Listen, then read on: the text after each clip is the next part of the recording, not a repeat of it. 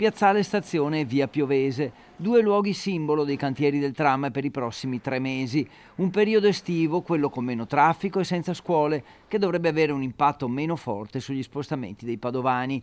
Due cantieri che serviranno per preparare le strade, per l'installazione delle rotaie e per le corse del tram. Significa che verranno realizzate le vie di corsa e tutta l'infrastrutturazione che serve.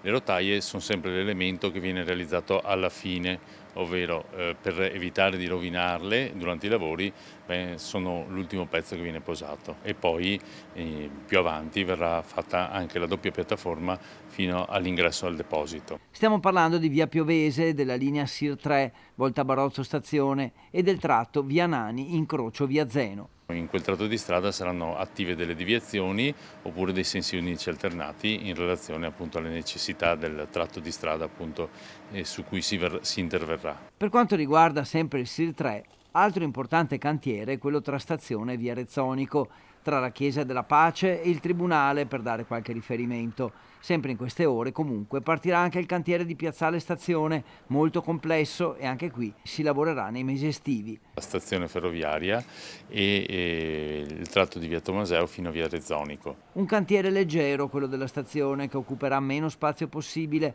per ridurre le interferenze con il traffico pubblico e privato. Il secondo è quello di via Tomaseo. Nel tratto che va da Viale della Pace fino a via Rezzonico è già chiuso, c'è solo una corsia di transito per il parcheggio e per girare attorno all'isolato. In stazione, per la precisione, il cantiere aprirà entro un paio di giorni. Intanto è stata potenziata la cartellonistica che spiega i lavori e le modifiche alla viabilità, e il parcheggio Metro Park sarà gratuito per i primi 15 minuti per dare la possibilità a chi arriva in zona di districarsi con più facilità e lasciare la zona della stazione senza incorrere in blocchi o divieti.